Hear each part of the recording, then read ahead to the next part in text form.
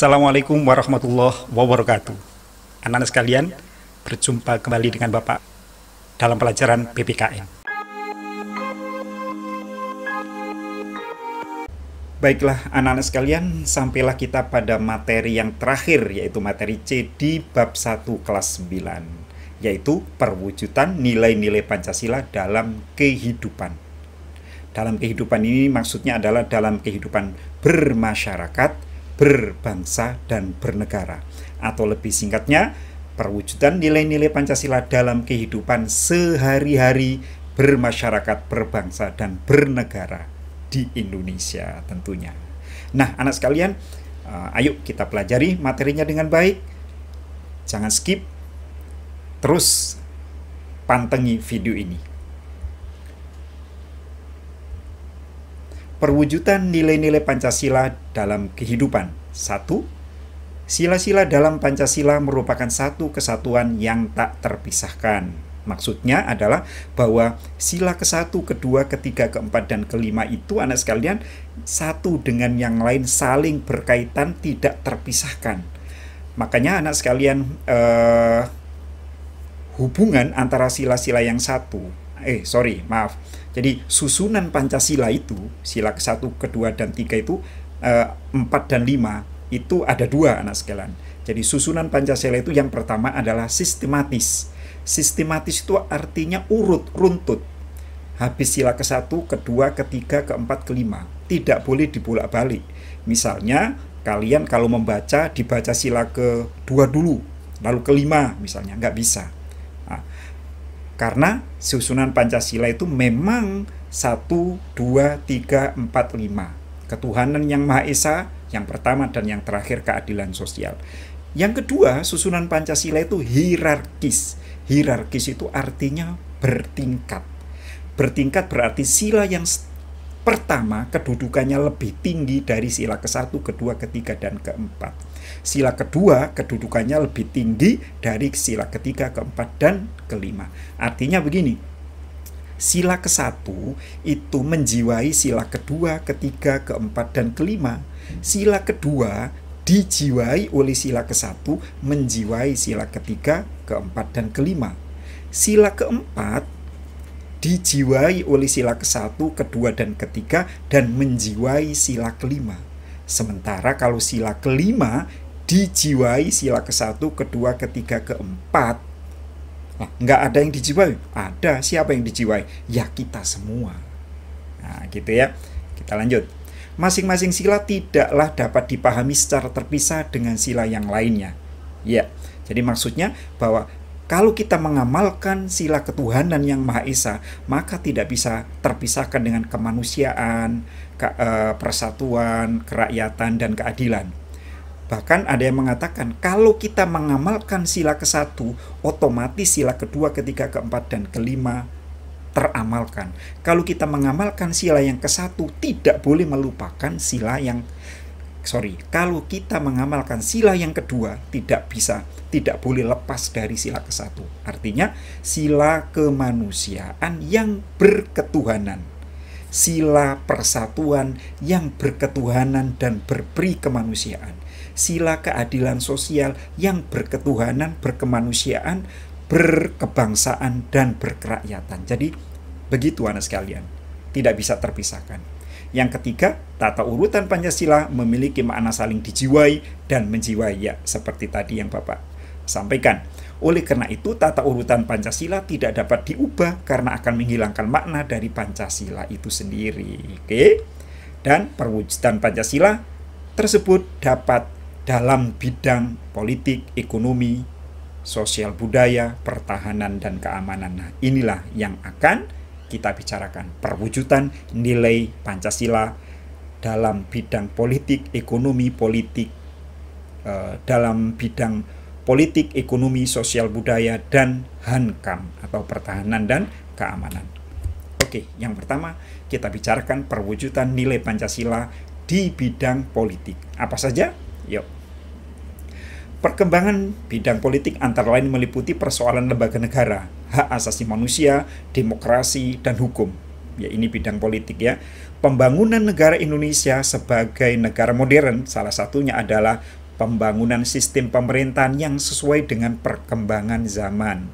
Beberapa contoh perwujudan nilai Pancasila dalam bidang politik antara lain: 1. Lembaga negara dikembangkan sesuai dengan kemajuan dan kebutuhan masyarakat dan negara. Bagaimana itu? Nah, begini. Pengembangan lembaga negara dapat berdasarkan pada lembaga yang sudah ada dalam masyarakat, menciptakan lembaga baru, atau mencontoh lembaga negara lain yang tidak bertentangan dengan kondisi di negara Indonesia. Makanya dulu anak sekalian ada penambahan. Zaman dulu ketika Undang-Undang Dasar belum amandemen, belum dirubah, nggak ada namanya lembaga bernama DPD, nggak ada. Nggak ada lembaga negara namanya MK, lalu KY, nggak ada. Dulu juga ada namanya DPA, lalu perkembangan zaman setelah adanya perubahan DPA dihilangkan. Nah, ini mengikuti perkembangan zaman. Apa yang diperlukan, kalau nggak perlu dibuang. Nah, begitu ya. Kita lanjut. Nah, ini yang Bapak jelaskan tadi. Kita lanjutkan. 2. Bangsa Indonesia menghargai hak asasi manusia sesuai dengan nilai-nilai kemanusiaan. Hak asasi manusia yang dikembangkan di Indonesia dilaksanakan dengan menjaga keseimbangan hak dan kewajiban. Nah, ini juga anak sekalian, dulu sebelum amandemen di Undang-Undang Dasar 45 tidak ada pasal secara khusus mengatur, menjamin tentang hak asasi manusia. Namun seiring dengan tuntutan perkembangan zaman, terutama bidang hak asasi manusia, maka kemudian Undang-Undang Dasar 45 menambahkan bab 10A. Pasalnya 28A sampai 28C. Ada 10 pasal yang khusus membicarakan, yang khusus memuat, menjamin hak asasi manusia. Nah, ini termasuk pengamalan Pancasila anak sekalian di bidang politik. Hak asasi manusia yang dijiwai oleh nilai ketuhanan Maha Esa, kemanusiaan, persatuan, kerakyatan, dan keadilan sosial tentunya. Kita lanjutkan. Demokrasi dikembangkan adalah demokrasi Pancasila, sesuai dengan sila keempat, kerakyatan yang dipimpin oleh hikmat kebijaksanaan dalam permusyawaratan perwakilan. Apa maksudnya demokrasi yang dikembangkan ini demokrasi Pancasila? Ya, memang demokrasi di Indonesia namanya demokrasi Pancasila. Artinya demokrasi yang dilandasi oleh nilai-nilai Pancasila. Demokrasi yang dijiwai oleh nilai-nilai Pancasila. Bukan demokrasi liberal, bukan demokrasi komunis, bukan demokrasi yang lain. Yaitu demokrasi berdasarkan ketuhanan, kemanusiaan, persatuan, kerakyatan, dan keadilan sosial.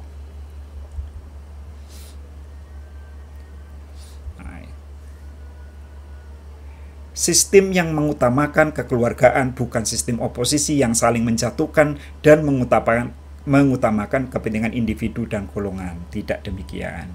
Kita lanjut. Sistem pemilihan umum dalam demokrasi merupakan salah satu contoh perwujudan demokrasi yang dikembangkan di Indonesia. Ya, itu wujud bahwa pemilihan umum setiap 5 tahun sekali di Indonesia itu adalah wujud demokrasi. Ya, demokrasi. Lalu kemudian kita lanjutkan. 5. Pembangunan bidang hukum diarahkan pada terciptanya sistem hukum nasional yang berdasarkan Pancasila. Lagi-lagi anak sekalian, kalau tadi politik, bidang hukum pun sama. Bahwa hukum yang ada di Indonesia harus sesuai dengan Pancasila. Artinya hukum itu dibuat dan diterapkan harus sesuai dengan ketuhanan, kemanusiaan, persatuan, kerakyatan, dan keadilan sosial. Nah, gitu ya. Jadi, peraturan perundangan yang berlaku tidak boleh bertentangan dengan nilai Pancasila. Peraturan perundangan dapat disusun berdasarkan norma sosial yang berlaku dalam masyarakat Indonesia maupun dari luar, namun tetap sesuai dengan nilai-nilai Pancasila. Maksudnya, boleh saja hukum di Indonesia itu mengadopsi, meniru hukum dari luar, asalkan tidak bertentangan dengan nilai-nilai Pancasila, tidak bertentangan dengan ketuhanan tadi, nilai-nilai agama, nilai kemanusiaan, nilai-nilai persatuan, kerakyatan, dan keadilan sosial yang sudah ada di Indonesia, gitu ya. Dan yang kedua, perwujudan nilai Pancasila di bidang ekonomi. Kita lihat.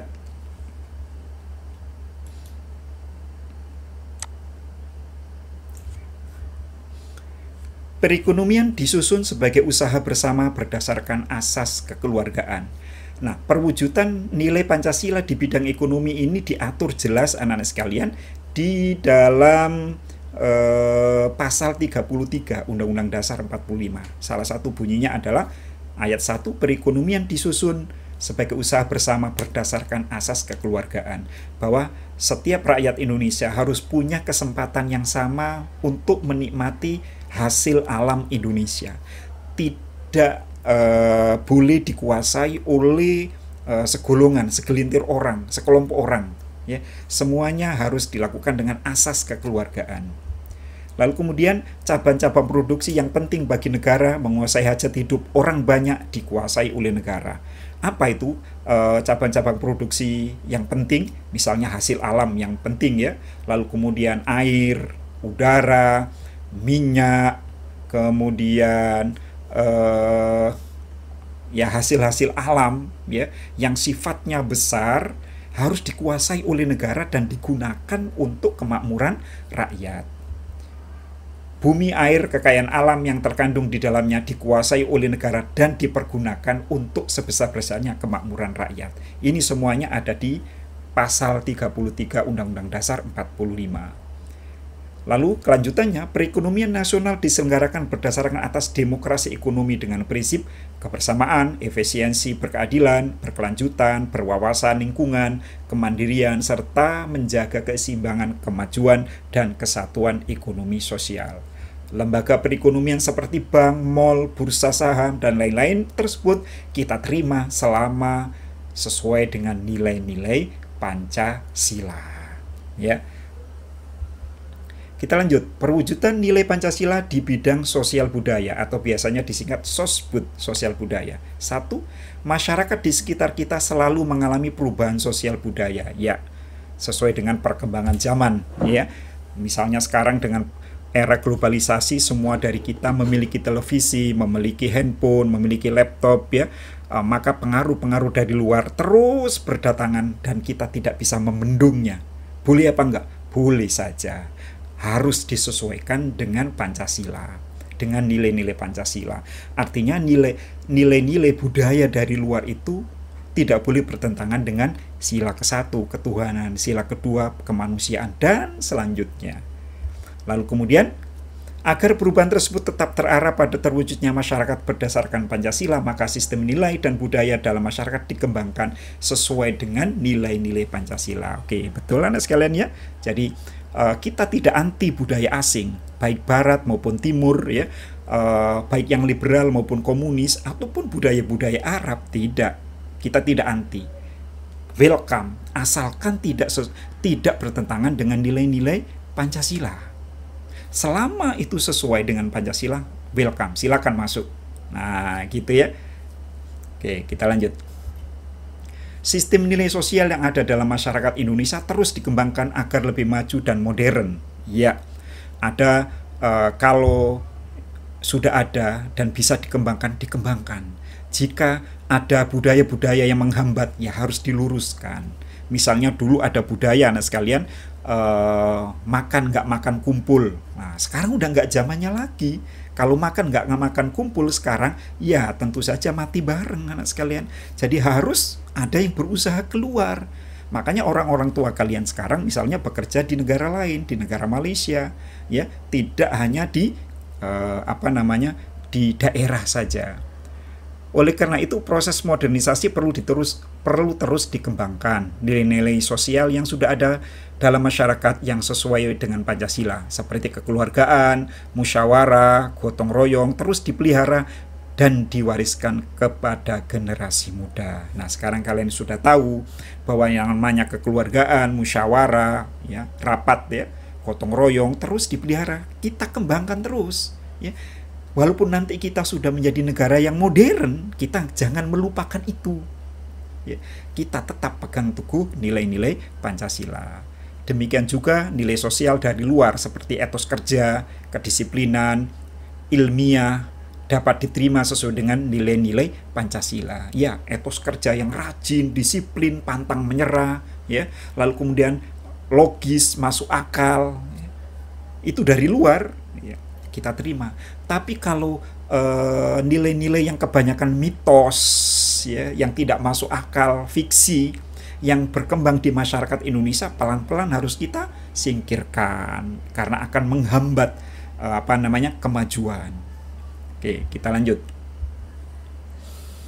Pengembangan kebudayaan nasional yang berakar pada kebudayaan daerah yang luhur dan beradab, serta menyerap nilai-nilai budaya asing yang sesuai dengan nilai-nilai Pancasila untuk memperkaya budaya bangsa. Jadi, kita boleh menyerap budaya asing dari barat, dari timur, ya, untuk mengembangkan budaya nasional, budaya bangsa. Jadi dicampur-campur, ya, ada budaya Sunda, budaya Jawa, campur India misalnya. Kalau itu bagus, ya kenapa tidak gitu ya, tanpa menghilangkan ciri khas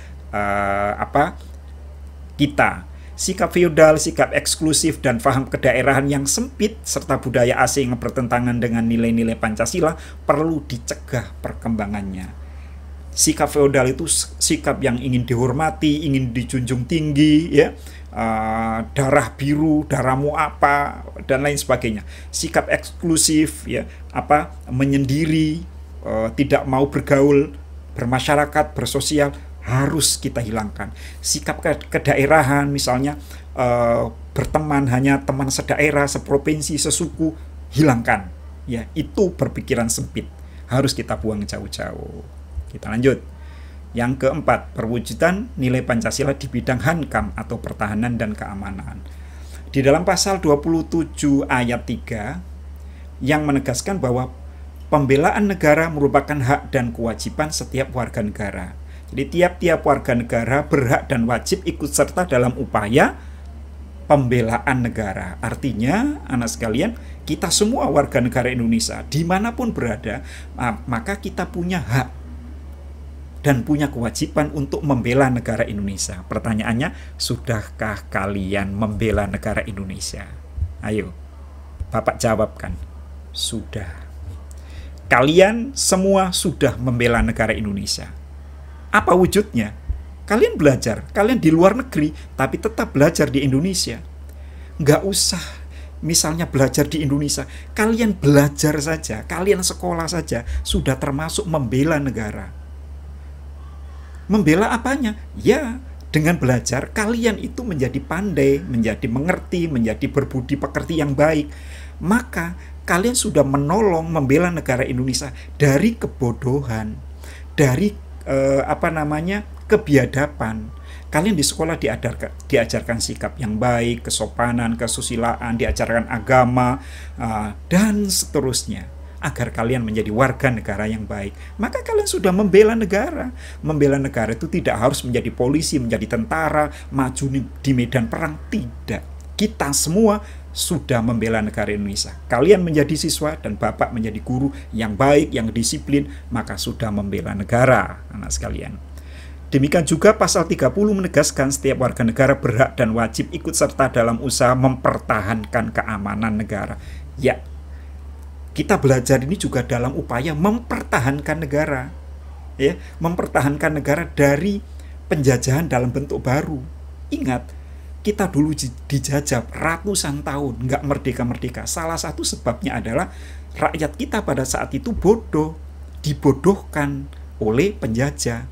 Nah, sekarang kita nggak boleh bodoh, kita harus sekolah yang tinggi, dan jangan lupa berbudi pekerti yang baik, sehingga kita tidak mudah ditipu daya oleh bangsa lain.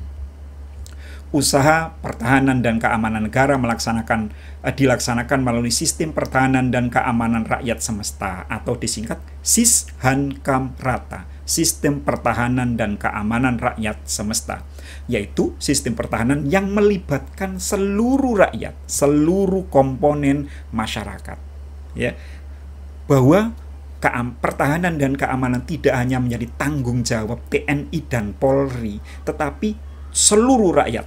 Makanya di kampung-kampung ada namanya Siskamling, sistem keamanan lingkungan, giliran jaga kampung, ya. Itu salah satu bentuk sishankam rata. Karena kalau hanya menjagakan tentara dan polisi tidak cukup. Wilayah kita terlalu luas, rakyatnya terlalu banyak, persoalannya terlalu banyak. Maka harus keterlibatan rakyat, keterlibatan kita semua, kepedulian kita, partisipasi kita terhadap pertahanan dan keamanan harus kita ikuti, kita laksanakan. Dengan demikian, kedua pasal ini menegaskan perlunya partisipasi seluruh rakyat dalam pembelaan negara. Betul kan? Iya. Kita lanjut. Perwujudan, masih kelanjutannya ya. Bentuk partisipasi rakyat dalam pembelaan negara yang sudah ada dalam masyarakat seperti sistem ronda. Nah, tadi ya, siskamling, sudah Bapak jelaskan. Di beberapa daerah juga terdapat lembaga masyarakat atau adat yang bertugas menjaga keamanan masyarakat, seperti pecalang di Bali. Lembaga ini dibentuk untuk dan dari masyarakat sekitar untuk menjaga keamanan lingkungan masyarakat. Kalau kalian yang pernah hidup di kampung ya pasti merasakan. Tapi kalau kalian sejak lahir di Malaysia, sepertinya kalian tidak mengenal itu ya, apalagi yang tinggal di apartemen, di kondominium. Hampir kalian nggak mengenal apa itu siskamling. Jadi siskamling atau ronda malam itu adalah sudah menjadi budaya rakyat Indonesia di dalam membantu berpartisipasi dalam pertahanan dan keamanan Indonesia. Oke, terima kasih anak sekalian atas perhatiannya. Mudah-mudahan kalian bisa memahaminya materi ini dengan baik. Terima kasih. Assalamualaikum dan salam sejahtera. Sehat selalu.